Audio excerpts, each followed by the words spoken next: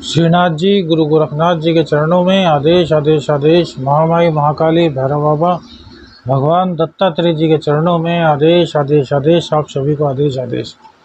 बात करते हैं बृहस्पति के राशि परिवर्तन की।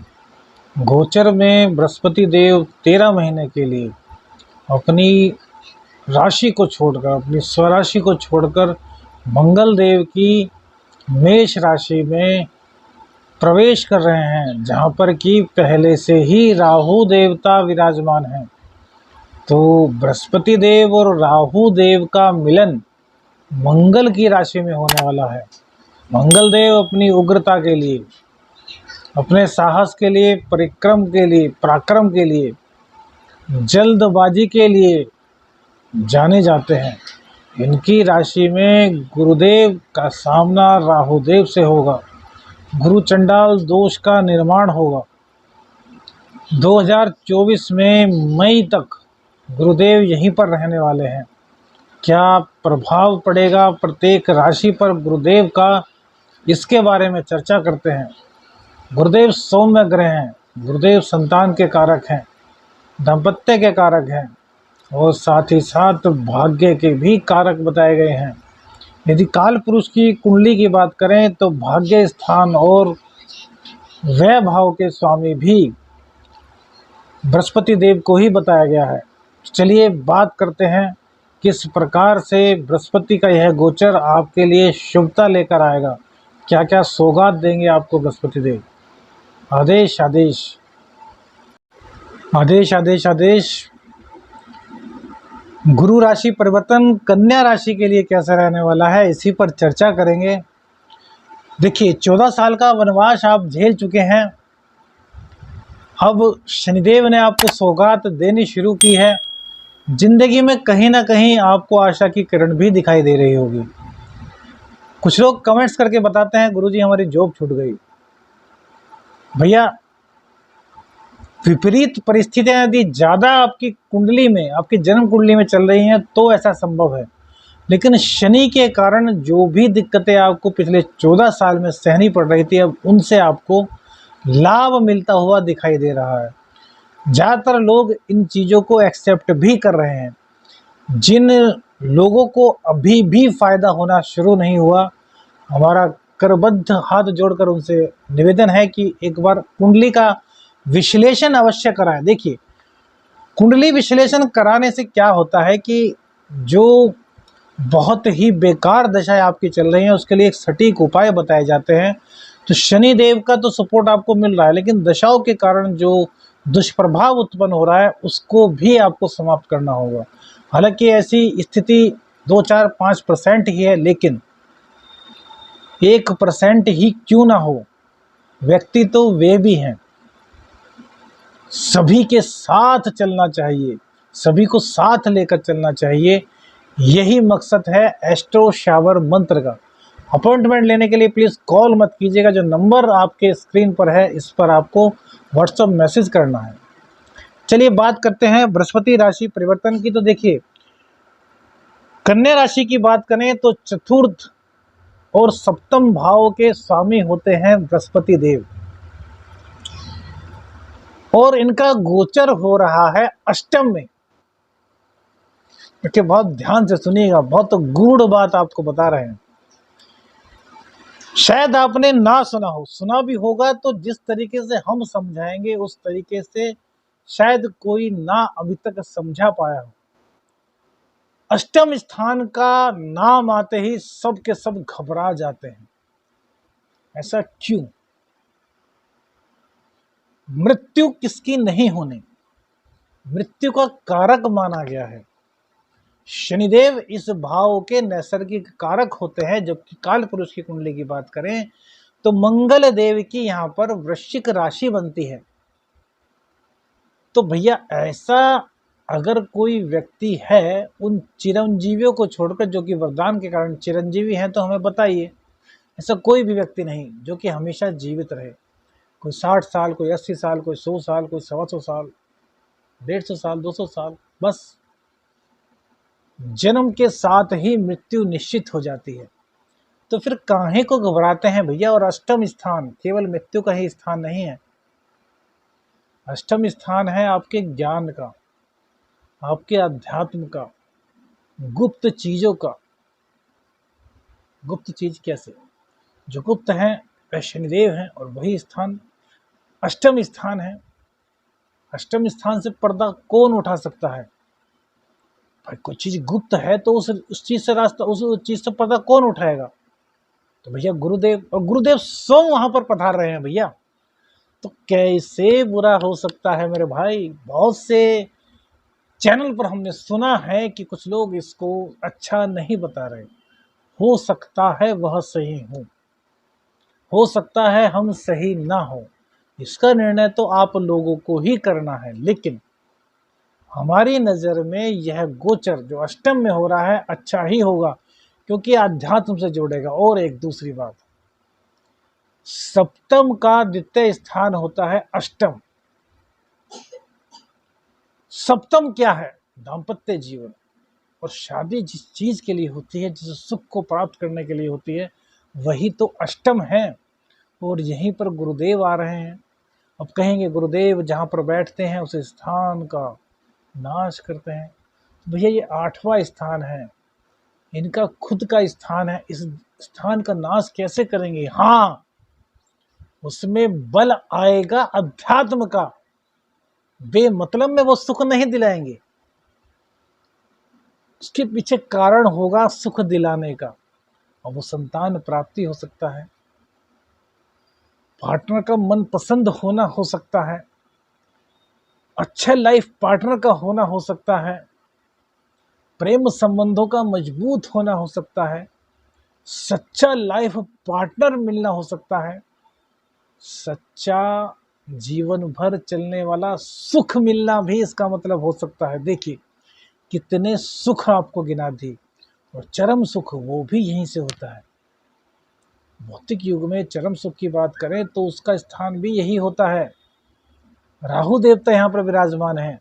राहु देवता के यहाँ पर विराजमान होने से अष्टम का सुख तो आप वैसे ही भोग रहे हैं, क्योंकि वो इन चीजों के कारक भी माने गए हैं। जब तक आपका कार्य पूर्ण ना हो जाए किसी से भी इसका जिक्र मत कीजिए। जिक्र करेंगे तो भैया फिर दिक्कत होगी। गुप्त बातों को समझिए और उनको गुप्त ही रहने दीजिए। उन चीजों को कभी भी किसी के सामने प्रदर्शित मत होने दीजिए। गुप्त आपको ज्ञान मिल रहा है, आपकी किस्मत से मिल रहा है। गुप्त सुख आपको मिल रहा है, आपकी किस्मत से मिल रहा है, गुरुदेव की कृपा से मिल रहा है, तो औरों से जिक्र क्यों?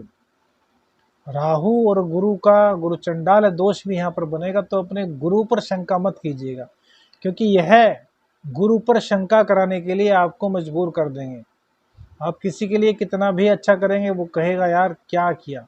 किसी को गर्दन काट के दे देंगे तो वो कहेगा यार गर्दन तो टेढ़ी कटी है, सीधी क्यों नहीं काटी। बंदा अपनी जान से गया, उसको लग रहा है कि यार गर्दन टेढ़ी कट गई। इस चीज़ का ध्यान रखिएगा, यह चंडाल दोष में होता है। तो गुरु के प्रति किसी भी प्रकार की शंका मत रखिएगा। बहुत से गुरुओं पर आरोप प्रत्यारोप लगेंगे, इसके बारे में हमने वीडियो डाल दी है। कई अच्छे राजनीतिज्ञों पर बेमतलब में आरोप लगेंगे, वो सब वीडियो में डाला हुआ है। आप लोग भी उन चीज़ों को समझिएगा। पहले डालने का तात्पर्य यही है कि आप हकीकत को जानें। ज्योतिष का मर्म यही है कि होने वाली चीज़ों को बता दें, उनको चेंज कर दें। यह ज्योतिष नहीं बताता, ना ही करता। ज्योतिष बताता है कि भैया ऐसा हो सकता है, इससे बचने के लिए ऐसा कर लीजिए।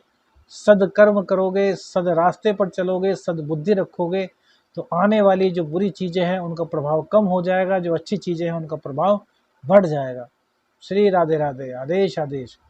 अष्टम का आपको फल बताया। आप देखिए इनकी दृष्टि पड़ेगी 12वें भाव पर, जहाँ पर कि सूर्य देव की राशि है, तो व्यय कराएंगे। तो भैया व्यय आपको धर्म कर्म पर कर लेना है, क्योंकि धर्म कर्म के कारक हैं। और जब आप तंत्र मंत्र से जुड़ेंगे, गुप्त चीज़ों से जुड़ेंगे, गुप्त ज्ञान से जुड़ेंगे, तो वहाँ पर खर्च कीजिए। बेफजूल का खर्च मत कीजिए। वहाँ पर खर्च करेंगे तो आपको ज्ञान की प्राप्ति होगी, अर्थ की प्राप्ति भी यहाँ पर कराएंगे, क्योंकि सूर्य देव की राशि है, आत्मा के कारक हैं। आत्मा से जुड़े हुए व्यय करेंगे तो आपको ये जीवन में लाभ ही लाभ देंगे। लेकिन यदि दिखावे पर खर्च करेंगे तो भैया फिर दिक्कत है। लोगों पर वर्चस्व स्थापित करने के लिए करेंगे तो भैया यह दिक्कत है। राहु कराने के लिए अग्रसर रहेंगे, लेकिन आपको गुरुदेव की दिव्यता को ग्रहण करना है। गुरुदेव की दिव्यता को कैसे ग्रहण करेंगे? फॉर एग्जाम्पल, आपका व्यय होना है किस चीज़ पर, कल पार्टी है, 100 लोग आ रहे हैं, आपने 100 लोगों को इनविटेशन दिया कि भाई आ जाना, और ये बनवाया, ये वो बनवाया, ये वो बनवाया, खर्चा बैठा 1.5 लाख रुपए। खर्चा तो होना है, अब इसको कैसे इम्प्लीमेंट करेंगे, तो इसको धर्म से जोड़ दीजिए। कल को जो पार्टी है ना, उसका नाम पार्टी मत रखिए, उसका नाम रख दीजिए कीर्तन। बालाजी का कीर्तन है भैया, ठाकुर जी का कीर्तन है भैया, भंडारा है भैया, आप सभी को आना है। भंडारे में आप जो चाहें वो डिश रखिए, उससे पहले पंडित जी को बुलाकर एक यज्ञ करा लीजिए, गायत्री का यज्ञ करा लीजिए, सिंपल यज्ञ करा लीजिए, अर्थात उस पार्टी को धार्मिक अनुष्ठान में बदल दीजिए।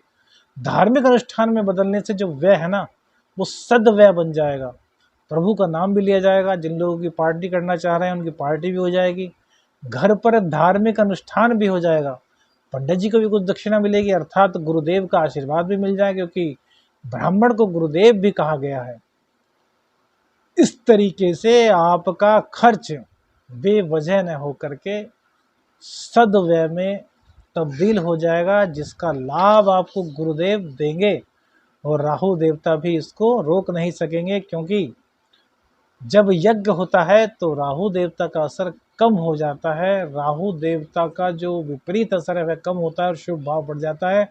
यदि भैरव बाबा का आप यज्ञ कर लेते हैं तो भैया फिर तो राहु देवता शुभ और शुभ केवल शुभ फल प्रदान करने के लिए मजबूर हो जाएंगे, क्योंकि बृहस्पति देव भी वहां पर विराजमान है। अब इनकी दृष्टि पड़ेगी शुक्र की राशि पर, जो कि आपका द्वितीय स्थान पर। तो राहु देवता यहाँ पर धन संचय तो नहीं कराते, लेकिन अचानक से धन दिलाते हैं। गुरुदेव आ गए हैं तो गुरुदेव आपको धन संचय के लिए भी प्रेरित करेंगे। धन संचय प्रेरित करने के लिए आपको गुरुदेव के साथ जुड़ना होगा और बेवजह के खर्चों से बचना होगा। खर्च करना जरूरी है तो फिर भौतिक सुखों पर कम खर्च करके आध्यात्मिक सुखों पर खर्च करना होगा, जो कि बाद में आपको भौतिक या आध्यात्मिक जो आपकी इच्छा होगा उसी सुख के रूप में आपको भविष्य में प्राप्त होंगे। चतुर्थ स्थान पर जो कि इनकी अपनी राशि है, वहाँ पर बृहस्पति देव का दृष्टि पड़ना बहुत ही अच्छा माना जाएगा। क्यों? क्योंकि यहाँ पर चंद्र देव यहाँ के नैसर्गिक कारक होते हैं और गुरु और चंद्र का गज केसरी योग का निर्माण भी होता है। हालांकि बहुत से लोग कहेंगे चंद्रमा यहाँ पर नहीं है, लेकिन भैया गोचर के दौरान चंद्रदेव जहाँ पर जब जब आएंगे तब तब गज केसरी योग का निर्माण होगा और तब तब आपको इसका बहुत ही अभिष्ट फल मिलेगा, बशर्ते कि आपकी कुंडली में भी बृहस्पति देव अच्छी स्थिति में हो। दूसरी बात, यहाँ पर बृहस्पति की नज़र पड़ने से आपकी माँ की सेहत में भी अब जा सुधार आना शुरू होगा, क्योंकि जब से राहु देव आए हैं, कहीं ना कहीं माँ को कमर में दर्द या फिर पैरों में दर्द की शिकायत होगी, हो सकता है उनको हार्ट की या फिर किडनी की प्रॉब्लम भी हुई हो, लेकिन अब बृहस्पति की नज़र से उनको लाभ मिलना शुरू हो जाएगा। वहीं इनके सामने का घर सूर्य देव का घर है, जहाँ पर कि बुध देव की राशि है और राशि पति के सामने के घर पर यह देखेंगे तो व्यापार में आपको सफलता दिलाएंगे। व्यापार में सफलता शनिदेव भी दिला रहे हैं और बृहस्पति देव भी दिलाएंगे, क्योंकि अष्टम में आपके अंदर एक आंतरिक ज्ञान उत्पन्न होगा, दूसरे को समझने की शक्ति आपकी जागृत होगी। वहीं नौकरी में लाभ दिखाई दे रहा है, कैरियर में ग्रोथ दिखाई दे रही है। इसके अलावा कहीं ना कहीं यह आपकी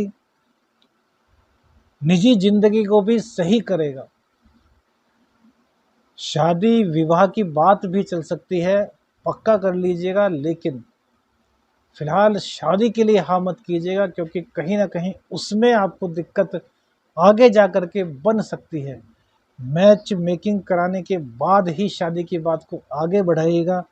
प्रेम संबंधों में कहीं कोई दिक्कत थी तो वह भी है दूर कर रहे हैं। प्रतियोगी परीक्षाओं में भी सफलता दिखाई दे रही है। कोई गुप्त रोग आपको था तो उसकी दूर होने की पूर्ण संभावना इस वक्त बनी हुई है। कहीं ना कहीं आपके ज्ञान में यह वृद्धि कराने के लिए आ रहे हैं। जिनको बृहस्पति की महादशा में राहु का अंतर चल रहा है, वो यह ध्यान रखें कि उनको मुंह से संबंधित कोई रोग इस वक्त हो सकता है, या फिर वह किसी गलत फहमी का या षड्यंत्र का शिकार हो सकते हैं। बृहस्पति में राहु की महादशा, अर्थात जिसकी बृहस्पति की महादशा हो उसमें राहु का अंतर चल रहा हो, या फिर जिसकी राहु की महादशा हो और उसमें बृहस्पति का अंतर चल रहा हो, तो ऐसे लोग इन दो चीज़ों से विशेष रूप से सावधान रहिएगा, क्योंकि यह कहीं ना कहीं दिक्कत आपको बड़ी दे सकते हैं। तो स्टार्टिंग में ही इन चीज़ों को आपको दूर करना होगा, और यह चीज़ें जब आप दूर कर देंगे तभी आपको लाभ होगा। उपाय के तौर पर आपको क्या कार्य करना है? उपाय के तौर पर आपको बृहस्पतिवार को बृहस्पति देव के मंदिर में जाना है। बृहस्पति देव के मंदिर में जाकर के आपको जो बृहस्पति का पौधा होता है, जो बृहस्पति देव होते हैं, उन पर 1.25 मीटर का एक पीत वस्त्र चढ़ा दीजिए, और उसके बाद उस वस्त्र पर 7 केसर के तिलक लगा दीजिए, और फिर थोड़ा सा गंगा जल उस वस्त्र पर छिड़किए। छुआरे 2, 4, 6, 8, 11 की संख्या में बृहस्पति देव पर चढ़ाइए। आपका पूर्ण वर्ष मंगल ही मंगल होगा। आदेश आदेश आदेश। अलग है।